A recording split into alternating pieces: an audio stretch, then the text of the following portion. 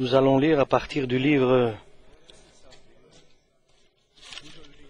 d'Abdias, chapitre 1. Prophétie d'Abdias. Ainsi parle le Seigneur l'Éternel sur Édom. Nous avons appris une nouvelle de la part de l'Éternel, et un messager a été envoyé parmi les nations. Levez-vous, marchons contre Édom, pour lui faire la guerre. Voici, je te rendrai petit parmi les nations. Tu seras l'objet du plus grand mépris. L'orgueil de ton cœur t'a égaré, toi qui habites le creux des rochers, qui t'assieds sur les hauteurs, et qui dis en toi-même, qui me précipitera jusqu'à terre? Quand tu placerais ton nid aussi haut que celui de l'aigle, quand tu te placerais parmi les étoiles, je t'en précipiterai, dit l'Éternel. Si des voleurs, des pillards viennent de nuit chez toi, comme te voilà dévasté, mais enlèvent-ils plus qu'ils ne peuvent? Si des vendangeurs viennent chez toi, ne laissent-ils rien à grappiller? Ah, comme Esaïe est fouillé, comme ses trésors sont découverts. Tous tes alliés t'ont chassé jusqu'à la frontière. Tes amis t'ont joué, t'ont dominé. Ceux qui mangeaient ton pain t'ont dressé des pièges. Tu n'as pas su t'en apercevoir. N'est-ce pas en ce jour, dit l'Éternel, que je ferai disparaître d'Édom les sages, et de la montagne d'Esaïe l'intelligence? Tes guerriers à Théman seront dans l'épouvante, car tous ceux de la montagne d'Esaïe périront dans le carnage. À cause de ta violence contre ton frère Jacob, tu seras couvert de honte, et tu seras exterminé pour toujours. Le jour où tu te tenais en face de lui, le jour où des étrangers emmenaient captive son armée, où des étrangers entraient dans ses portes, et jetaient le sort sur Jérusalem. Toi aussi tu étais comme l'un d'eux. Tu repais pas ta vue du jour de ton frère, du jour de son malheur. Ne te réjouis pas sur les enfants de Juda au jour de leur ruine, et n'ouvre pas une grande bouche au jour de la détresse. N'entre pas dans les portes de mon peuple au jour de sa ruine. Ne repais pas ta vue de son malheur au jour de sa ruine, et ne porte pas la main sur ses richesses au jour de sa ruine. Ne te tiens pas au carrefour pour exterminer ses fouillards, et ne te livre pas ses réchappés au jour de leur détresse. Car le jour de l'Éternel est proche pour toutes les nations. Il te sera fait comme tu l'as fait. Tes œuvres retomberont sur ta tête. Car comme vous avez bu sur ma montagne sainte, ainsi toutes les nations boiront sans cesse. Elles boiront, elles avaleront, et elles seront comme si elles n'eussent jamais été. Mais le salut sera sur la montagne de Sion. Elle sera sainte, et la maison de Jacob reprendra ses possessions. La maison de Jacob sera en feu, et la maison de Joseph une flamme. Mais la maison d'Ésaü sera du chaume, qu'elles allumeront et consumeront. Et il ne restera rien de la maison d'Ésaü, car l'Éternel a parlé. Amen. Isaac et Jacob. Les enfants de Isaac et de Rebecca. D'abord Isaac, Isaf, de Joseph, les enfants de Joseph. Le Seigneur qui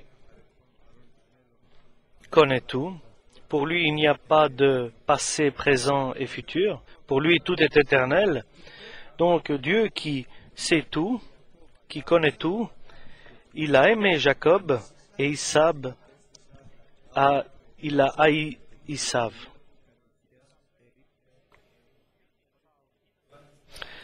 Et il a dit,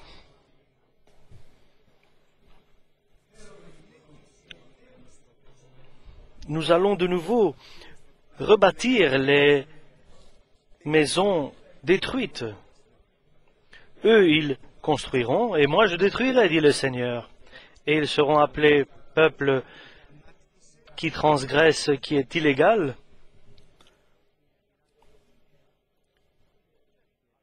qu'est-ce qui a fait que Dieu soit aussi autoritaire pour la maison de Isaac?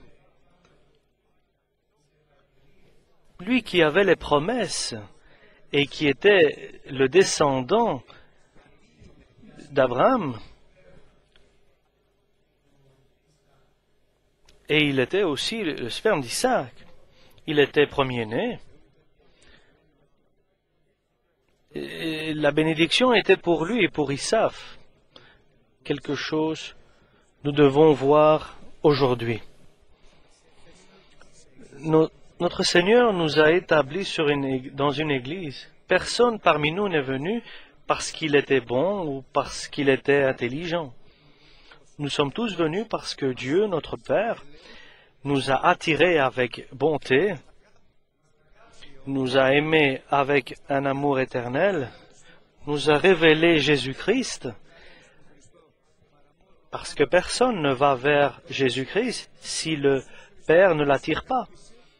Jésus nous a aimés, et lui, avec cet amour éternel, parce que nous avons cru en lui, nous avons accepté Jésus, qui est le Fils du Dieu vivant, et selon le Père, parce que nous avons accepté Jésus-Christ, nous a donné le pouvoir d'être des enfants de Dieu, et Jésus nous a rassemblés dans son Église comme des enfants de Dieu, dans sa vraie Église, sa véritable Église, la maison de Dieu, du Dieu vivant, et dans cette Église-là, laquelle est l'Église du premier-né, parce que notre nom est inscrit aussi dans le livre de vie, le Seigneur a commencé notre éducation, notre initiation et notre évolution.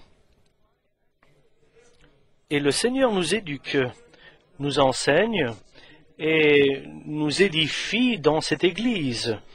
Et puis l'Église est aussi un hôpital, parce que le Seigneur est le seul maître et c'est le seul médecin qui est le médecin de notre corps, de notre esprit, de notre âme, pour tous ceux qui viennent dans l'Église. Donc le disciple de Dieu, de Jésus, doit être totalement saint, mais surtout dans l'esprit et dans l'âme et dans le corps. Et enfin, c'est aussi c'est un endroit rassemblement de combattants. C'est une caserne militaire aussi, l'Église, et que le chrétien soit un bon soldat, et un soldat préparé, et qui s'est exercé, qui s'est préparé. Parce que nous sommes dans une Église qui est la première Église, et Isaac qui était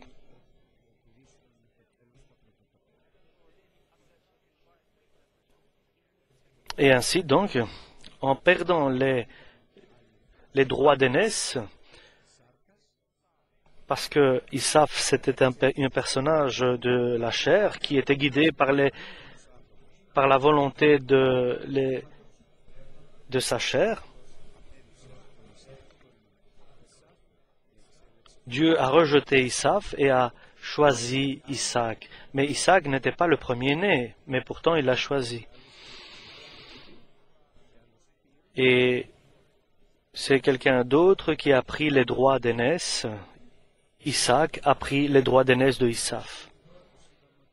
Le problème était le suivant, c'est que Isaac marchait selon la chair, ses convoitises de la chair.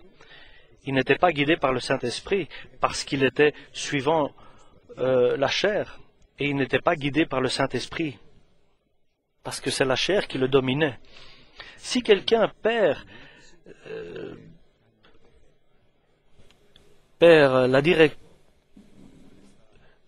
la directive du Saint-Esprit, alors tout est dur pour lui et injuste, et il est dans le péché. Et le péché se révèle de Isaf à son frère. Le péché s'est révélé à son frère. Et ça, c'est la caractéristique de la personne qui marche et qui est guidée, pas par le Saint-Esprit, mais selon la chair. Et guidée, pas par l'Esprit Saint, mais par la volonté de la chair. Il fait ce qu'il désire. Ce que désire son cœur qui est sans repentance et contre ses frères surtout. Et il fait ce qui lui plaît. Il a perdu la sagesse divine, la sagesse de paix, et il a reçu une sagesse insensée. Et nous pouvons dire, dans notre vie, le Seigneur voit souvent notre mauvaise démarche et il intervient efficacement pour nous corriger, comme c'est arrivé aux descendants de Jacob. Et parce que leur cœur s'était égaré vers l'idolâtrie, il a amené des êtres de choix, des Chaldéens et Nabuchodonosor, pour mettre dans l'épreuve le peuple d'Israël et les envoyer en exil aussi. Et le but était son amour et le retour et la repentance du peuple de Juda qui s'est fait après 70 années, donc 70 ans. Mais Isaf, la période de son épreuve, il faisait ce qui n'était pas juste devant Dieu. Il accomplissait des mauvais actes. Et au contraire, et il disait, lui, il était heureux lorsqu'il voyait les autres pleurer, et c'était un être de chair. Il voyait avec bienveillance les hommes que Dieu a portés pour faire la crise, pour faire le jugement sur le peuple d'Israël. Avec prétention, il parlait pour les enfants de Juda. Et il est venu dans leur terre pour prendre, et il a fermé les portes pour qu'ils n'ont pas d'espérance de sortie. Dieu nous dit, et il le dit à nous, attention, parce que le jour du Seigneur est proche. Le moment est proche où Dieu va se lever de son trône, de sa justice, pour qu'il accomplisse selon sa justice. Le jour vient, et il viendra, pas le dernier, mais dans notre vie, où le Seigneur va tout changer. Il changera tout pour la bénédiction, pour ceux qui se sont repentis et qui sont devant lui repentis. Et il va tout changer dans leur vie. Mais ceux qui restent dans leur entêtement en marchant selon la convoitise de leur chair, eux seront exclus. Tout ce que nous faisons, nous, même si c'est pour mauvais ou pour le bien, c'est pour un peu de temps. Nos capacités, nos possibilités sont restreintes de notre situation et de notre être. Et tout ce que nous accomplissons est pour un peu de temps.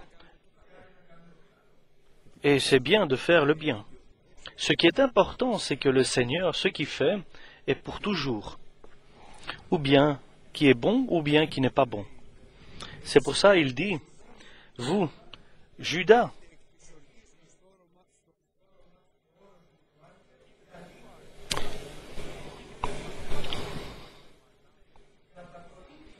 de la même manière, les nations vont connaître ma colère pour toujours. L'œuvre du Seigneur est perpétuelle, est éternelle. Notre œuvre à nous est momentanée, provisoire, je dirais. Mais de notre œuvre qui est provisoire, pas parce que notre vie est courte ici sur la terre, mais surtout parce que notre force est faible et nos capacités sont petites. Si nous faisons du bien, nous allons faire du bien pour un peu. Si nous avons de la haine pour quelqu'un, ce sera pour un peu. Si nous faisons du mal, nous allons faire du mal pour un peu de temps. Si nous faisons du bien, de nouveau, pour un peu de temps. Mais le résultat de la bonté, de notre œuvre, et je vais le dire plus justement, de notre obéissance à la volonté de Dieu, a des résultats éternels par l'œuvre du Seigneur. C'est pour cela, chers frères et sœurs, lorsque viendra et vient, et qui est proche le jour du Seigneur, qu'il nous trouve repentis totalement, et que nous soyons revenus, retournés vers le Seigneur, et que nous ayons confessé nos péchés, parce que le jour du Seigneur viendra pour nous aussi.